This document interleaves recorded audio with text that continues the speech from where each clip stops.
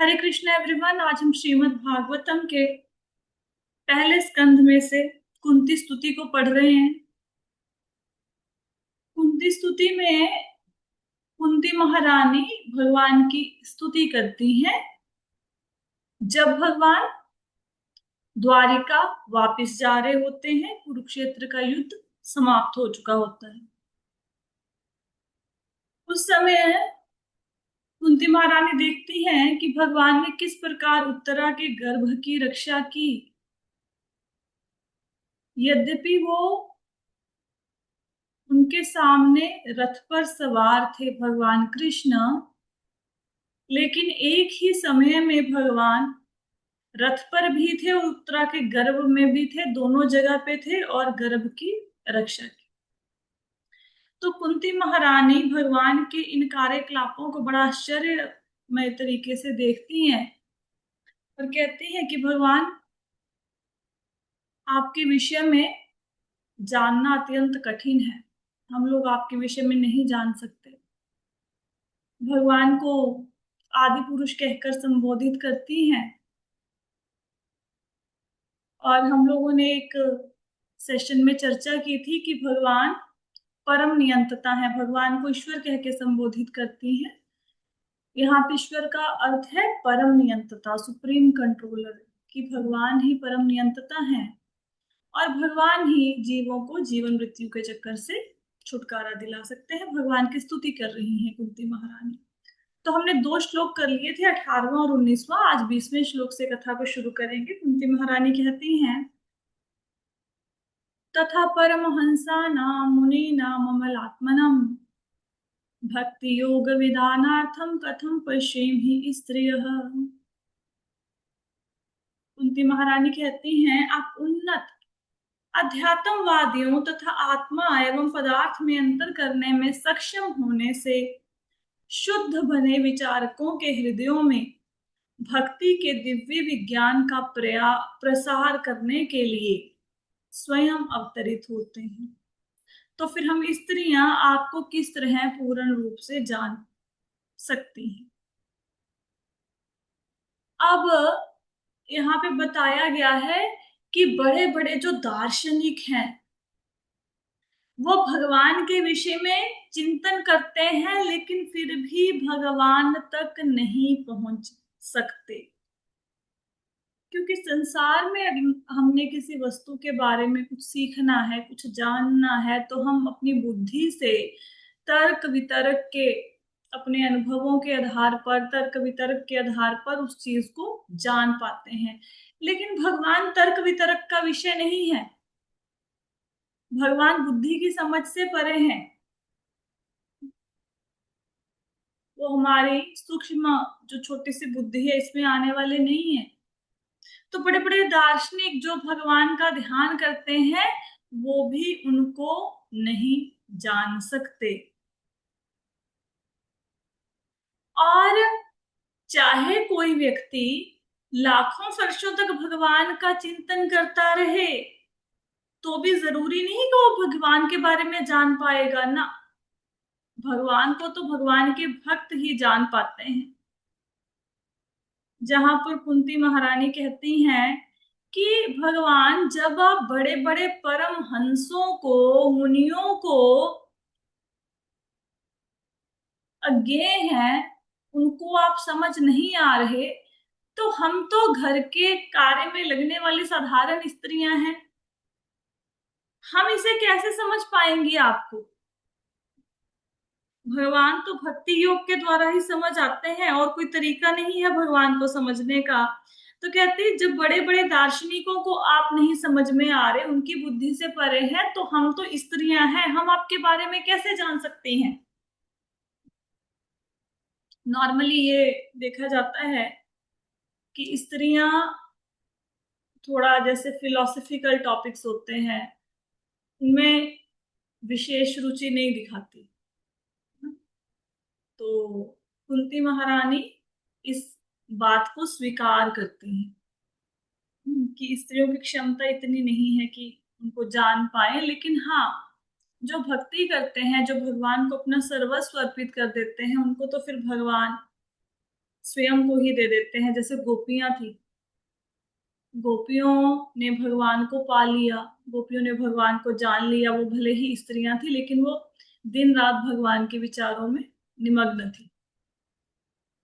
आगे कहती हैं, ये बहुत फेमस श्लोका है, इसको मंत्र के रूप में भी उच्चारित किया जाता है। कृष्णाय वासुदेवाय देवकी नंदनाय च नंद गोप कुमाराय गोविंदाय नमो नमः। आपने सुना भी होगा बहुत बार श्लोक।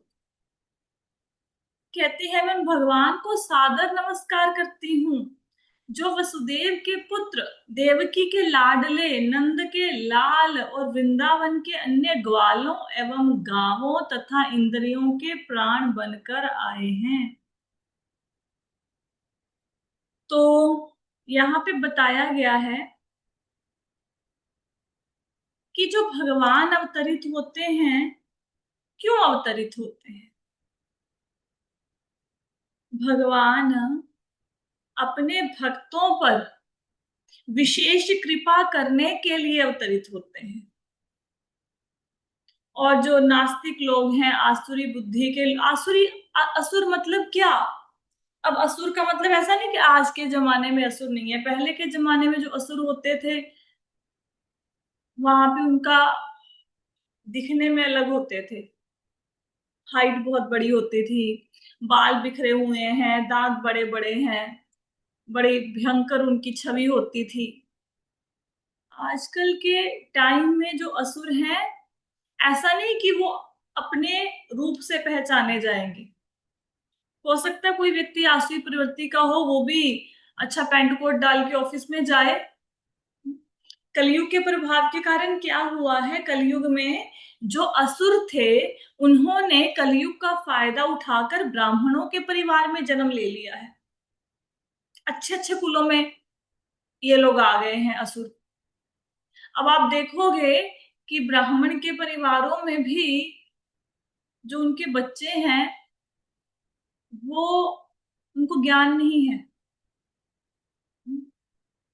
उनको वेदों का, शास्त्रों का नहीं ज्ञान है, ना ही वो इसमें रुचि दिखाते हैं, क्योंकि वो सबके सब आसुरी असुर हैं, जो कलयुग के का बेनिफिट लेके धरती पर आ गए हैं ब्राह्मणों के परिवार में। असुर मतलब क्या? असुर जो भगवान की सत्ता को ना माने, जो भगवान को सर्वशक्तिमान ना समझे, वो असुर। जो बोले भगवान नहीं है, जो बोले कि दुनिया कैसे बनी, दुनिया बन गई एक विस्फोट से, बिग बैंग से सारी दुनिया बन गई, विनाश से दुनिया का सृजन हो गया।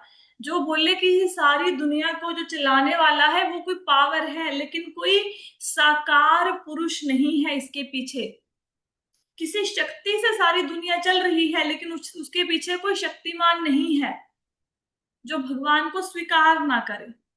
ये सारे असुर। तो भगवान असुरों का दमन करने के लिए और भक्तों पर कृपा दिखाने के लिए धरती पर अवतरित होते हैं। यहाँ पर कुंती महारानी, भगवान के तो बहुत सारे अवतार हैं, कूर्म अवतार है, मत्स्य अवतार है, वाराह अवतार है, नरसिंह अवतार है, राम अवतार है, असंख्य अवतार है भगवान के, हंस अवतार है। लेकिन कुंती महारानी भगवान का जो कृष्ण अवतार है, इसकी पूजा कर रही हैं विशेष रूप से। क्योंकि देखो, जो भगवान कृष्ण है वो सरलता से मिल जाते हैं। जैसे जब भगवान का रामचंद्र का अवतार हुआ, तो राजा के बेटे हैं, सब लोगों की पहुंच नहीं है भगवान तक। राजा के बेटे से हर कोई नहीं मिल सकता ना। वो तो वनवास के समय पे भगवान राजमहलों को छोड़कर वन में चले, लेकिन सबके लिए भगवान को, भगवान तक पहुंचना संभव नहीं है। लेकिन कृष्ण अवतार में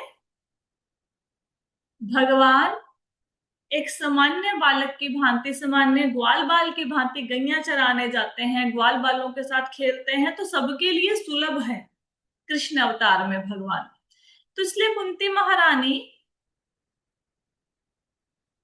कृष्ण के रूप में भगवान की पूजा करती हैं। यहाँ पे प्रभुपाद जी तात्पर्य में लिखते हैं कि कृष्ण भी राजा के बेटे थे, लेकिन जैसे ही उनका जन्म हुआ उनके पिता ने उनको नंद बाबा के यहाँ पे भेज दिया, वहां पे छोड़ दिया। वहां वो सामान्य ग्वाल बालों के साथ खेले, तो भगवान सुलभ हैं इस रूप में।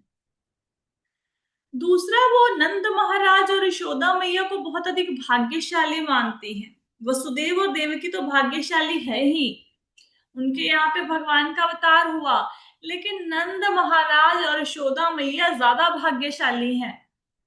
क्यों भाग्यशाली हैं? क्योंकि अगर कोई बालक होता है तो बालक का सबसे बालक के रूप में जो उसकी अवस्था होती है 10 से लेके 12 साल तक की, तब उस समय बच्चे के साथ खेलने में, बच्चे की अलग अलग चीजों को देखने में, जैसे बच्चे ने अब चलना सीख लिया, अब उसने जमीन पर लेटना सीख लिया, रेंगना सीख लिया, अब वो कोई और शरारत करता है तो देख के आनंद आता है। तो भगवान ने बाल्यकाल में जो लीलाएं की उसको नंद महाराज और यशोदा मैया ने देखा, उन्होंने आनंद उठाया भगवान की बाल्य लीलाओं का, लेकिन देवकी और वसुदेव उन लीलाओं को नहीं देख पाए। तो नंद महाराज और यशोदा मैया अधिक भाग्यशाली हैं। तो भगवान को बहुत अच्छा लगता है अगर भगवान के नाम के साथ उनके भक्तों का नाम लिया जाए,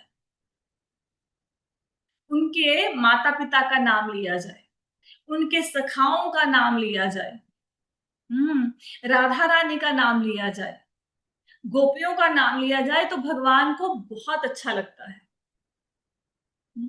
जैसे रुक्मणी द्वारिकाधीश, राधा माधव, विजय सखा,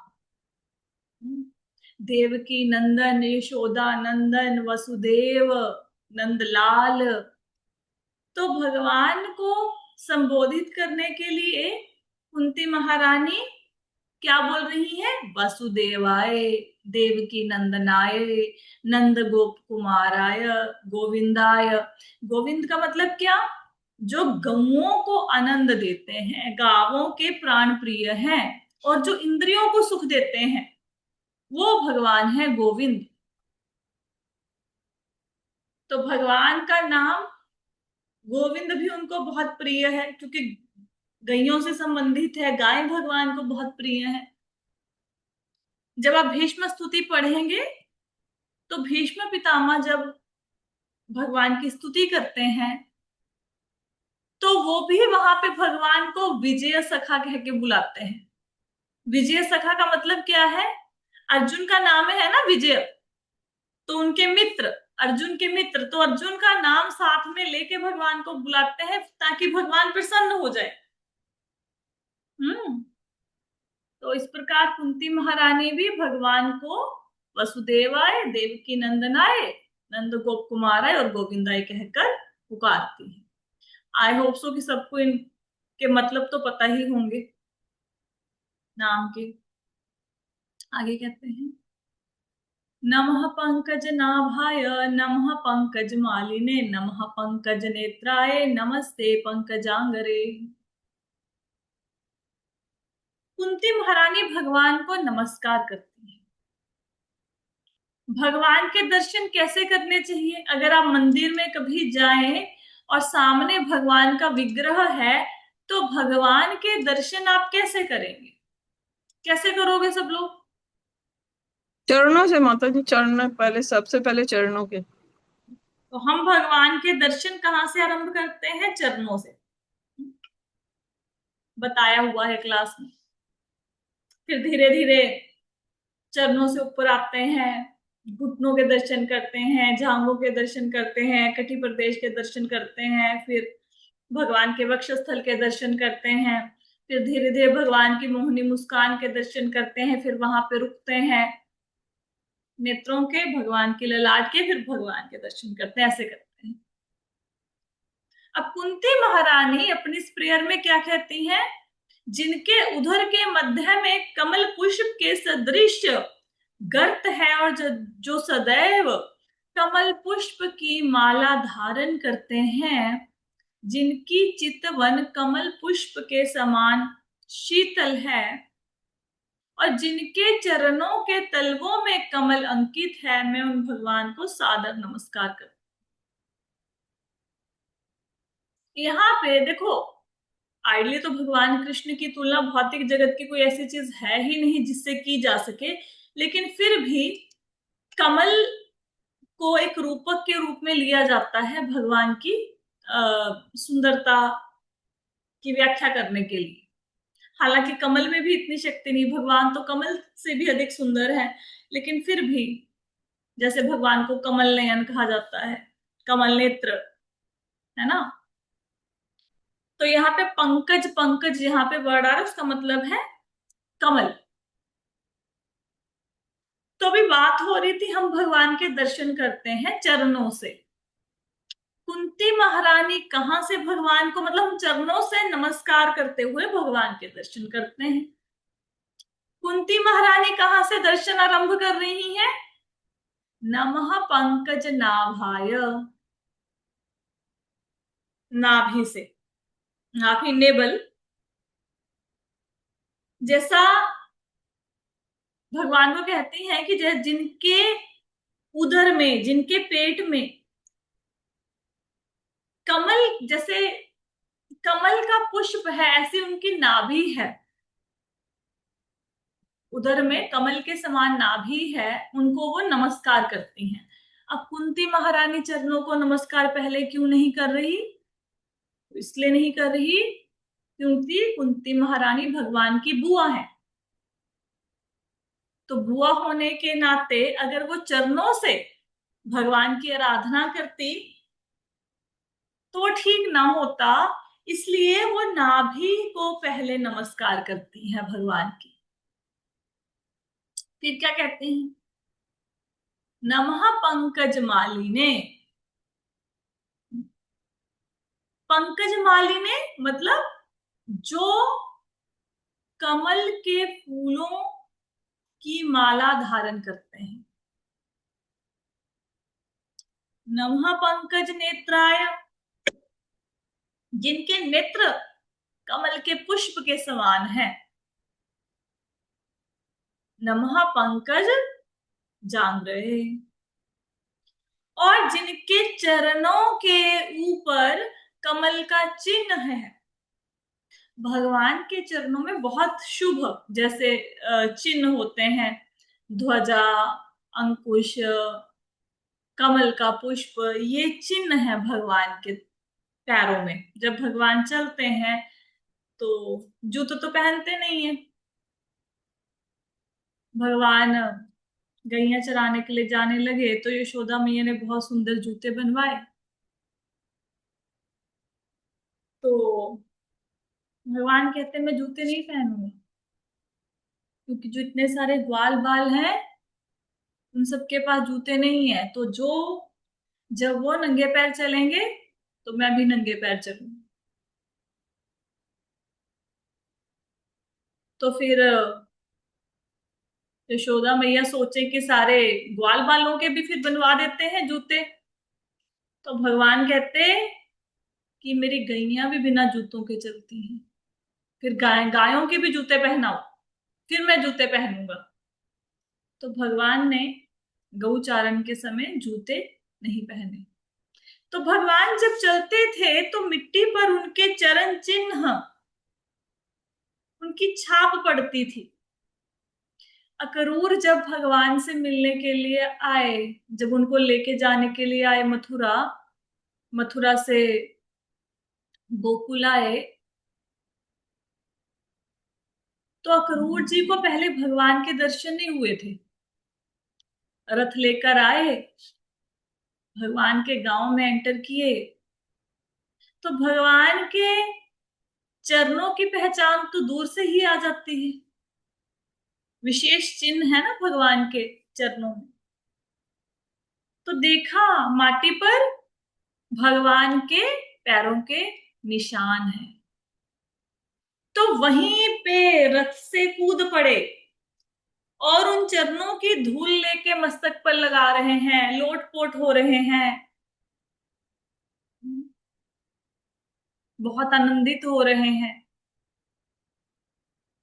इसी प्रकार के जब किसी का जन्म होता है बालक का, तो किसी बालक को भगवान ऐसे नहीं, ऐसे आजकल तो कोई भी अपने आप को भगवान कहना शुरू कर देगा, मैं भगवान हूं, सबकी पूजा छोड़ो, मेरी ही पूजा करो, मैं ही भगवान का अवतार हूं। लेकिन भगवान, कोई व्यक्ति भगवान है कि नहीं है, इसका पता शास्त्रों से चलता है।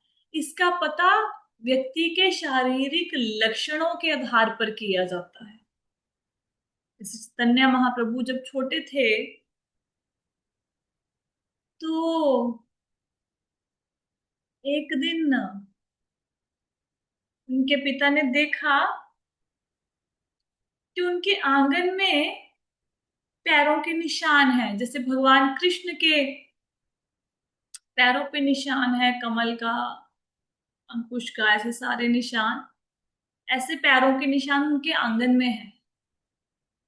शची माता के पास आए, उन्होंने बोला कि मुझे ऐसा लगता है कि ये जो शालिग्राम जी है ना हमारे घर में, ये बाल गोपाल का रूप धारण करके हमारे घर के आंगन में आ जाए हैं। निशान थे भगवान के पैरों के। फिर शची माता ने देखा, भगवान ने ऐसे करवट ली तो देखा चैतन्य महाप्रभु ने कि चैतन्य महाप्रभु के चरणों में वो निशान थे। तो ये देखकर शची माता और जगन्नाथ मिश्र को, उनके पिता जो चैतन्य महाप्रभु के हैं, बड़े आनंदित हुए। उनके नाना को बुलाया, तो उन्होंने बोला मैं तो पहले ही उनके जन्म के आधार पर कह चुका हूं कि ये पूरी संसार का उद्धार करेंगे। तो ऐसे किसी व्यक्ति को भगवान ऐसे ही नहीं मान लेना चाहिए। शारीरिक लक्षणों के आधार पर, शास्त्रों के आधार पर कोई व्यक्ति भगवान है कि नहीं है, उसकी पुष्टि होती है। तो क्या कहती है कुंती महारानी कि जिनके चरणों में कमल के चिन्ह अंकित है, कमल का फूल जिनके चरणों में अंकित है, मैं उन भगवान को सादर नमस्कार करती हूँ। तो पहले नाभि से, नाभि को नमस्कार किया, वहां से दर्शन शुरू किए। फिर भगवान के वक्षस्थल, माला वक्ष पे पहनते हैं, वहां पे नमस्कार किया। फिर नेत्रों तक आई कुंती महारानी नमस्कार करते हुई, और अंत में चरणों तक पहुंची। बहुत सुंदर श्लोक है ये भी। आगे कहती हैं, यथा हरिषिकेश खलेन देवकी कंसेन रुद्धातिचरम शुचार्पिता विमोचिताहं च सहात्मजा विभो त्वय्येव नाथेन मुहुर्विपद्गना। कुंती महारानी कहती हैं कि हे ऋषिकेश, हे इंद्रियों के स्वामी तथा देवों के देव, आपने दीर्घ काल तक बंदी गृह में बंदिनी बनाई गई और दुष्ट राजा कंस द्वारा सताई जा रही अपनी माता देवकी को तथा अनवरत विपत्तियों से गिरे हुए मेरे पुत्रों समेत मुझे मुक्त कर दिया है। तो यहाँ पे बताया गया, भगवान को ऋषिकेश कह रही हैं, इंद्रियों का स्वामी कह रही हैं, देवादिदेव कह रही हैं, और कह रही हैं कि कंस ने अपनी बहन को बंदी बना लिया लंबे समय के लिए। क्यों? क्योंकि आकाशवाणी हुई कि इसके गर्भ से जो 8वीं संतान होगी वो कंस का विनाश करेगी। और कंस ने एक एक करके सारे पुत्रों को मार डाला देवकी के, लेकिन भगवान कृष्ण बच गए। और नंद महाराज के घर पर पहुंचा दिया उन्हें। तो देवकी के ये कहा जाता है कि आचार्य कहते हैं कि भगवान कंस को मारने के लिए नहीं आए थे, भगवान की भक्त थी देवकी, वो उनका उद्धार करने के लिए अवतरित हुए थे। तो देवकी की रक्षा के लिए भगवान आए, जिनको राजा कंस दुख दे रहा था। लेकिन कुंती महारानी अपने आप को अधिक भाग्यशाली समझती हैं। क्यों समझती हैं? प्रभुपाद जी तात्पर्यों में लिखते हैं कि भगवान ने देवकी की तो रक्षा की, लेकिन देवकी के पुत्रों की रक्षा नहीं की। 7 पुत्रों को मार डाला था ना कंस ने, उनकी रक्षा नहीं करी। क्यों नहीं की? क्योंकि वसुदेव जीवित थे। लेकिन कुंती महारानी के पुत्रों की रक्षा क्यों करी?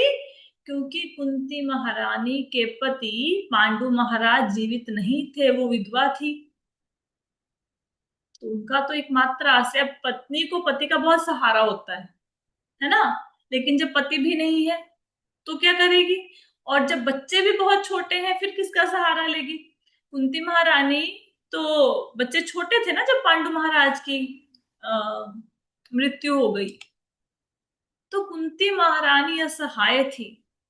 तो वो अपने आप को देवकी से अधिक भाग्यशाली समझ रही हैं कि भगवान ने देवकी के पुत्रों की रक्षा नहीं करी, लेकिन मेरे पुत्रों की रक्षा की।